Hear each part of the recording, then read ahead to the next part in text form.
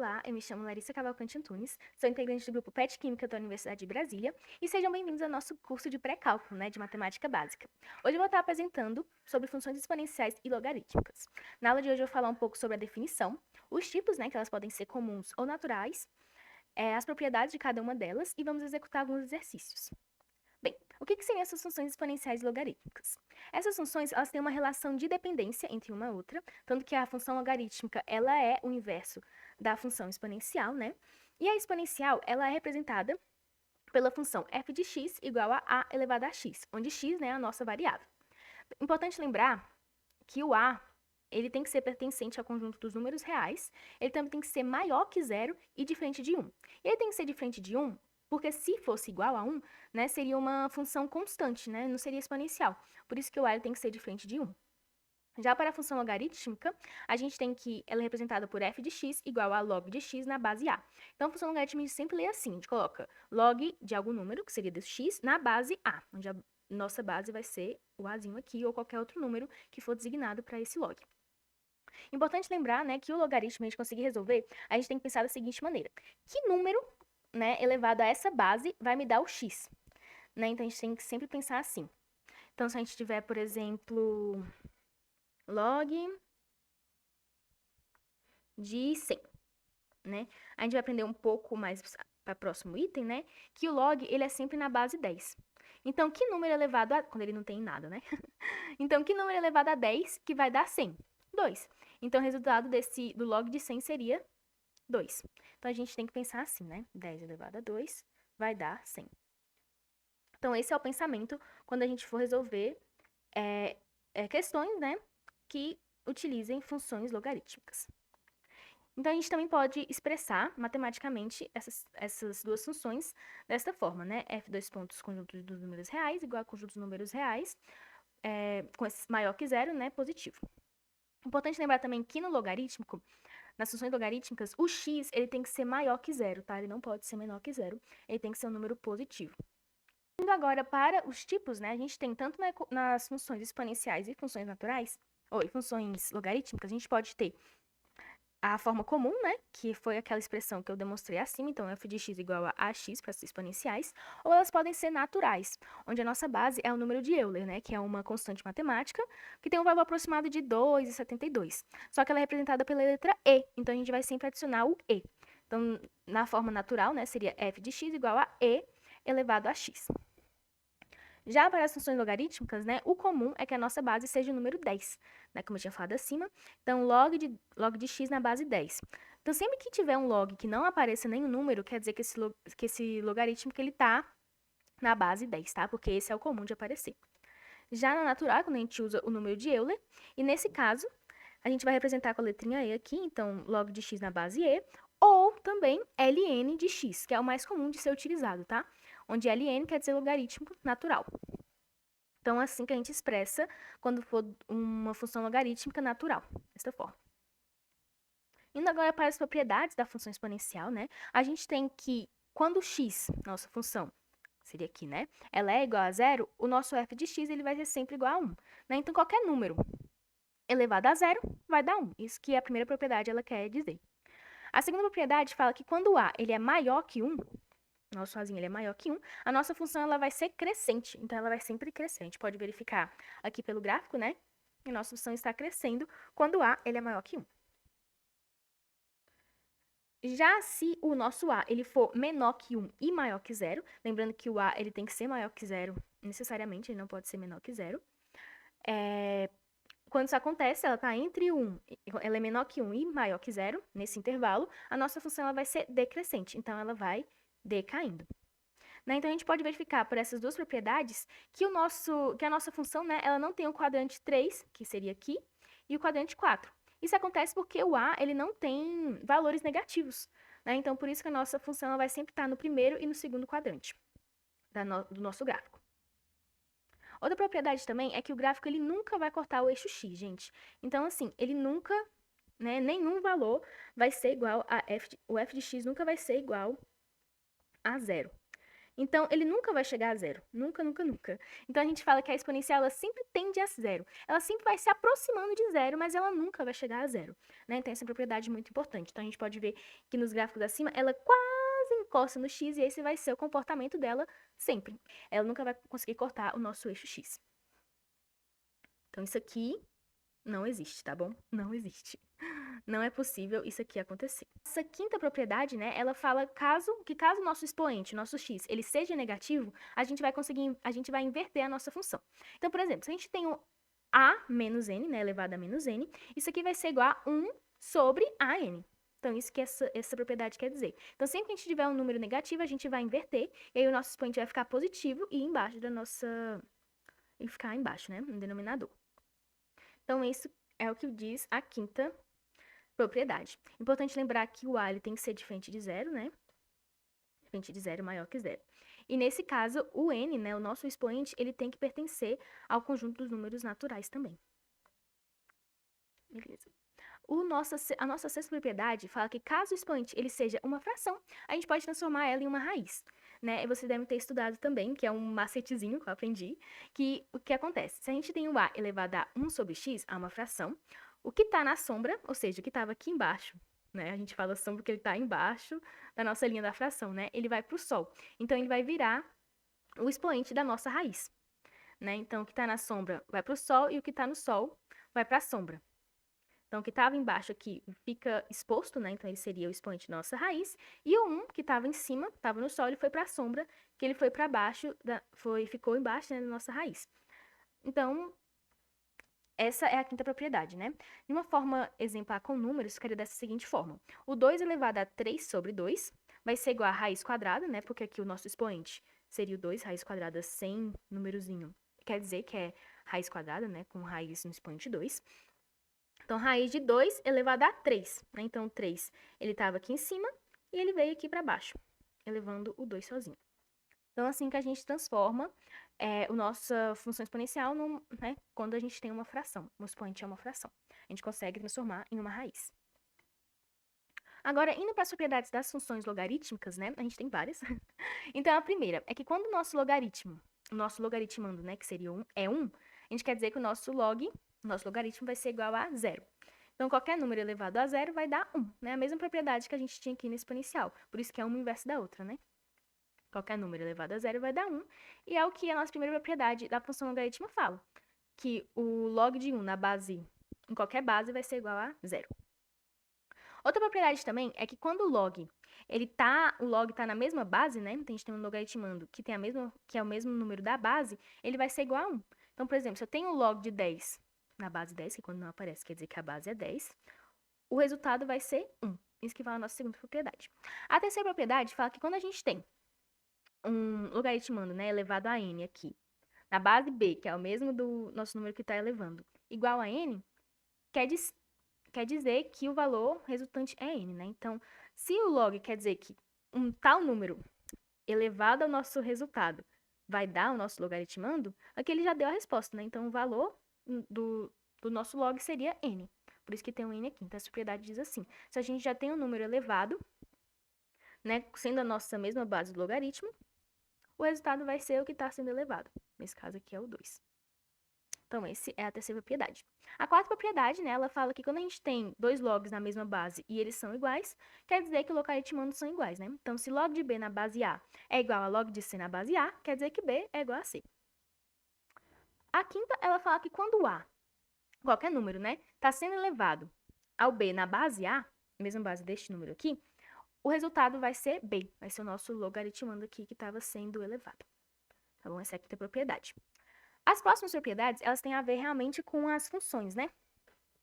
E operações matemáticas. Quando a gente tem um log de b vezes c, né? Então, os dois multiplicando um no outro na mesma base, isso quer dizer que a gente tem uma soma, né? Do log b mais log c. Então, sempre que a gente tiver uma multiplicação aqui, entre esses dois números, vai ser igual a gente somar um logaritmo de um na base a mais o logaritmo do outro na base a, né? Que são a mesma base. Já quando a gente tem uma divisão, né? Então, log de b sobre c na base a, ela quer dizer que a gente tem que diminuir o respectivo log. Então, o B ele tá em cima, então ele vem primeiro. Então, log de B na base A, menos log de C na base A, né? Porque o C tava aqui embaixo. Então, a gente tem uma operação de divisão entre dois termos. A gente consegue diminuir os logs dele. Já a oitava propriedade, ela diz que quando a gente tem um número, né? Então, log de B elevado a C na base A, quer dizer que a gente pode tombar esse Czinho para frente. Então, esse C que estava elevando, né, o nosso logaritmando, ele vem aqui para frente, multiplicando. Então, isso fala a nossa propriedade. A gente tem um expoente do nosso logaritmando, a gente consegue tombar ele para antes, para a gente conseguir multiplicar. Então, ficaria C vezes log de B na base A, tá bom? E, por fim, né, nossa última propriedade é para a gente conseguir fazer essas operações na mesma base. Lembrando que tudo isso aqui que eu citei anteriormente acontece, né, nas mesmas bases. Então, assim, eles têm que estar na mesma base para a gente conseguir efetuar essas operações. Tá bom? E para isso acontecer, a gente pode usar a nona propriedade. E se a gente tem um log de B na base A, a gente pode colocar os dois termos numa mesma base. Então, a gente pega o A, que era a base, então, log de A na base C, dividido no log de B na base C. Então, para a gente conseguir igualar, né, as bases, a gente divide uma pelo outro no logaritmo, onde as duas tenham a mesma base. Tá? Essa seria a nossa nona propriedade. Agora, para a gente executar melhor, né, essas operações, eu trouxe alguns exercícios, né, porque, de fato, são muitas propriedades que a gente consegue aprender quando a gente executa, né? Então, vamos para o primeiro exercício. Então, dada a função f de x igual a 2 elevado a x mais 3 mais 10, o valor de x para que f de x é igual a 42 é. Então, vamos lá. Vamos primeiro colocar, né, isso no papel. Então, ele fala o quê? Que o f de x, ele é igual a 42, certo? E ele quer saber o valor de x. Então, a primeira coisa que a gente vai ter que fazer é substituir, né? Se o f de x é igual a 42, a gente pode colocar o 42 no lugar de f de x. Então, ficaria 42 igual a 2 elevado a x mais 3, mais 10. Então, esse 10 aqui que tá somando, eu vou passar pro outro lado diminuindo, né? Daqui a gente tem que 42 menos 10 vai ser igual a 32. Então, 32 é igual a 2 elevado a x mais 3. Para a gente conseguir agora manipular, né, esses dois números, eles têm que estar numa mesma base. A gente tem que pensar, o 32, ele equivale, né, ao 2 elevado a algum número? Sim, se a gente pensar, o 32 ele vai ser igual a 2 elevado a 5, né? Então, 2 vezes 2 vai dar 4, 4 vezes 2, 8, 8 vezes 2, 16, 16 vezes 2, 32. Então, 2 elevado a 5 vai ser igual a 32. Então, eu posso substituir já 32 por 2,5, 2 elevado a 5, que vai ser igual a 2 elevado a x mais 3. Pronto. Agora que eles estão na mesma base, eu posso manipular os expoentes. Então, se é na mesma base, eu posso dizer que 5, que é o nosso expoente do 2, vai ser igual a x mais 3, que é o expoente do outro 2. X mais 3. E aqui a gente tem que x vai ser igual a 5 menos 3. Então, o nosso x vai ser igual a 2. Então, esse seria o valor de x. Tá bom? E é assim que a gente resolve uma questão desse tipo. Sempre pensando que a gente só vai conseguir manipular se estiverem na mesma base. Então, a gente tem que fazer de uma forma que os números, né, eles fiquem numa mesma base, que nem aconteceu aqui. Tá? Então, essa seria a resposta do primeiro exercício. Também trouxe outro exercício aqui. Então, vamos pensar, né? Um biólogo está estudando uma cultura de bactérias que se reproduzem de forma exponencial. A lei de formação que descreve a reprodução dessas bactérias é Ft QI vezes 3 elevado a T, em que QI é a quantidade inicial de bactérias e T é o tempo dado em horas. Sabendo que havia 200 bactérias em uma amostra, qual será a quantidade de tempo necessária para que essa cultura tenha um total de 16.200 bactérias? Né? Eu sempre gosto, gente, de colocar os resultados, né, todas as informações que eu tenho. Então, aqui eu sei que o meu QI, que é a quantidade inicial, vai ser 200, né, que ele fala ali no enunciado. O meu QI é 200. No final, que é o meu F de T, ele fala que ele quer ter um total de 16.200. Então, a gente coloca aqui 16.200. E aí, ele quer saber o tempo, né? O tempo. Que eu não sei. Então, agora a gente vai só substituir isso na nossa fórmula. Então, se a nossa fórmula é f de t igual a QI vezes 3t, 3 elevado a t, né? A gente só tem que substituir agora. Então, o nosso ft vai ser igual a 16.200 Então, a gente coloca aqui 16.200, que é igual a 200 vezes 3 elevado a t, né? Então, aqui, o 200 ele tá multiplicando 3, eu posso passar para o outro lado o quê? Dividindo. Então, a gente vai ter 16.200 dividido por 200. Correto? Então, eu posso simplificar aqui, cortando esses zeros. E a gente vai ter 162 dividido por 2. Vai ser igual a 3 elevado a t. Elevado a t. Ao fazer essa divisão aqui, a gente vai ter o valor de 81, né? Então, isso aqui vai ser igual a 81. 81 igual a 3t. Ah, Larissa, como que eu vou fazer isso, né? Tá em base diferente. A gente tem que pensar. O 81, a gente consegue colocar ele com 3 elevado a algum número para dar 81? Existe? Bem, existe, né? Se a gente pegar 3 vezes 3, vai dar 9. 9 vezes 3 vai dar 27. Se a gente pegar 27 vezes 3, vai dar 81. Então, 81 vai ser igual a 3 elevado a 4. 3 elevado a 4 é igual a 81, que vai ser igual a 3 elevado a t. Então, que número, né? Elevado a 3 vai dar 3 elevado a 4. 4. Então, o nosso tempo, para que a gente tivesse, né, esse tanto de bactérias, seriam 4 horas. Porque o tempo é dado em horas, né? Então, seriam 4 horas. Então, né, a gente tem. Para melhor estudar o Sol, os astrônomos utilizam filtros de luz em seus instrumentos de observação. Admita um filtro que deixe passar 4/5 da intensidade da luz que nele incide. Para reduzir essa intensidade a menos de 10% da original, foi necessário utilizar N filtros. Considerando o log de 2 igual a 0,301, o menor valor de N é igual a... Tá, então, aqui ele não deu nenhuma equação, né? Então, a gente tem que formar a nossa equação. Então, vamos aqui pensar, né? Ele fala que a intensidade, ela vai ser igual... A intensidade final, ela vai ser igual a 4/5, né? Então, a nossa intensidade inicial final vai ser igual a 4/5 da nossa intensidade inicial. Então, 4/5. E só tem esse 4/5 porque a gente utiliza filtros. Então, cada filtro, ele deixa passar 4/5 dessa intensidade inicial que incide nele. E a gente vai ter a nossa intensidade final, né? Após passar por esse filtro. Então, essa aqui seria a nossa equação da questão. Ok? Então, agora a gente tem que pensar, né? Ele fala que para reduzir a intensidade a menos 10% da original, foi necessário utilizar N filtros. Então, ele quer 10% da original. Então, no final, ele vai querer 10%. Então, lembrando que 10%, gente, é igual a 0,1, né? 0,1. A gente não pode pensar que é 10, né? Dividido por 100. Tcham, tcham. Que é a mesma coisa que 1 sobre 10, ok?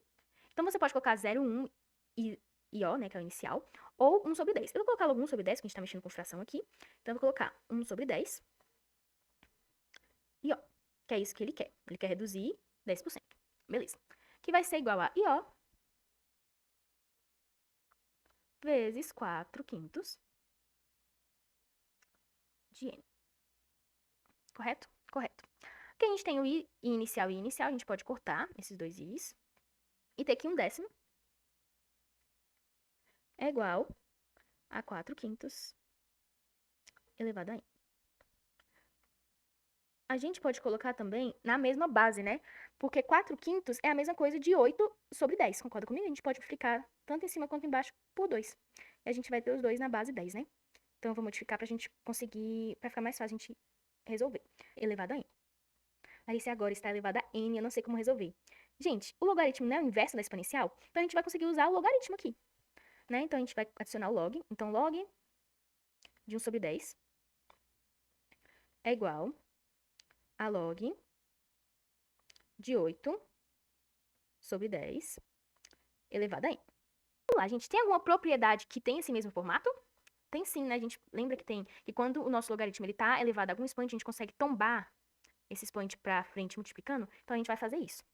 Então, a gente vai ter que log de 1/10, que a gente já consegue resolver, né? Então, que número elevado a 10 vai dar 1 sobre 10? Menos 1, concorda comigo? 10 elevado a menos 1 vai dar 1 sobre 10. Então, o log de 1 sobre 10 vai ser igual a menos 1. E aqui a gente coloca o N na frente. Coloquei o N na frente. Agora, aqui a gente tem outra propriedade, né? Porque a gente está dividindo. Então, esse dividindo quer dizer que seria a mesma coisa de log de 8 menos... menos o log de 10. O log de 10. Então, essa é a nossa segunda propriedade, né? Quando a gente divide, a gente consegue diminuir os logs, eles estão na mesma base. Beleza. Então, gente, o que a gente tem aqui? Menos 1, é igual a n sobre. O log de 8 é que a gente consegue reduzir para um expoente, né? A gente sabe que 8 é 2 elevado a 3, certo? Menos o log de 10 vai ser 1, menos 1. Perfeito. Eu vou trazer isso aqui tudo pra cá, pra gente conseguir resolver melhor. Pronto. Tá, vamos lá então. A gente consegue fazer aqui a mesma coisa, né? Tombar esse 3 pra frente desse log aqui. Então, a gente vai ter menos 1 igual a n, a parênteses, 3 vezes log de 2, menos 1. E aí, a gente vê que a nossa questão deu o log de 2. Então, a gente vai substituir esse log de 2 aqui. Então, a gente vai ter menos 1 igual a n, a parênteses, 3 menos log de 2, que é 0,301, menos 1. Ao fazer essa multiplicação aqui, vai dar 0,93, né? 0,903. 0,3. Menos 1 vai ser igual a 0,097. Certo? 97. Só que negativo porque aqui é menos, né? Então, a gente teria menos 1 igual a n vezes isso aqui. Então, vai ser isso aqui vezes n. Vou colocar o n aqui no final. Como tá os dois negativos, né? Eu posso multiplicar por menos 1, tudo. Ou, né, como eu vou dividir, porque aqui tá multiplicando, quando eu for dividir, eu consigo deixar esse sinal positivo, né? Então, eu vou fazer isso. Então, a gente vai ter menos 1 sobre menos 0,097. 97. Que vai ser igual a n. 1 dividido por 0,097, a gente vai ter que o nosso n, aqui é menos com menos vai dar mais, o nosso n vai ser aproximadamente, gente, 10,31. Então, essa seria a quantidade de filtros necessária para a gente obter 10% a menos, né, da nossa intensidade original, tá bom? Isso que seria o nosso raciocínio para chegar até esse resultado. Indo agora, né, para o nosso quarto, ele pede para determinar o domínio das funções logarítmicas. Gente, isso aqui é bem fácil, é bem tranquilo. O domínio, a gente tem que lembrar que o domínio é o valor da nossa variável x, né? Então, qual seria o valor de x nessa função aqui? Qual que deveria ser para que a gente tivesse uma função logarítmica? Então, a gente tem que pensar nas propriedades, né? O que faz a gente ter uma função logarítmica ou não? A gente tem que lembrar do formato, deixa eu colocar aqui log de x na base a. X na base a. Então, lembrando que para isso aqui existir, f de x igual a. Para isso aqui existir, o nosso a, ele tem que ser maior que 0 e diferente de 1. Então, a tem que ser diferente de 1. Isso aqui obedece, né? Porque o nosso a aqui tá sendo 2, então 2 é maior que 0 e 2 não é igual a 1. Então, tudo certo aqui. E a segunda, né? A segunda forma que fala, né, que é uma função logarítmica, é que o x ele tem que ser maior que 0. Correto? Tem que ser maior que 0 e maior que 0. Então, para isso acontecer, a gente tem que ver se esse x mais 1 tem que ser maior que 0. Então, é só a gente colocar.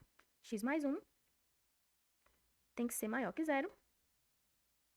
Então, o nosso x ele tem que ser maior que 1. Então, esse aqui é o domínio, né? A gente pode colocar aqui que o nosso domínio vai ser igual a x maior que 1 e pertencente nos reais, né? X pertencente aos números reais, tá? Então, esse seria o nosso domínio. Para essa função logarítmica existir, o x ele tem que ser maior que 1. Porque o x tem que ser maior que 0 e isso aqui tem que ser maior que 0. Foi por isso que a gente calculou dessa forma. E por fim, né, o nosso último exercício. Vamos lá. Se o log de x na base 5 é igual a 2 e log de y na base 10 é igual a 4, então, log de y sobre x na base 20 é... Então, é isso que ele quer saber. Quanto que seria log de y sobre x na base 20? Então, primeiro, né, vamos descobrir quem que seria o x e quem que seria o y, né? Então, se log de x na base 5 é igual a 2, e a gente sabe que o x vai ser igual a 5, né? Que número elevado? Né? Então, 5 elevado a 2 tem que dar x, né? Então, 5 elevado a 2 tem que dar x. Então, dessa forma, né? 5 elevado a 2 é 25, então o x aqui vai ser igual a 25. Então, a gente já resolveu o nosso x. Agora, o nosso y, né? O y está dizendo que log de y na base 10 é igual a 4. Igual a 4. Então, 10 elevado a 4, elevado a 4, vai ser igual a y.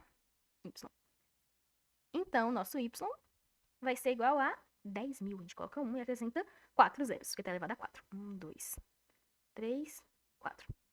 10.000. Beleza. Agora, na questão, né, ele quer saber log de 20, não, log de x, ou de y sobre x, na base 20. Então, isso aqui vai ser log de 10.000. 1, 2, 3, 4. Dividido por 25 na base 20. Então, gente, fazer essa divisão aqui vai dar 400. Então, 10.000 dividido por 25 vai dar 400. Então, vai ser log de 400 na base 20. Vai ser igual a quanto? Vamos pensar, que número elevado a 20 vai dar 400? Então, 2 é o nosso log de x sobre, ou de y sobre x na base 20. O valor é 2.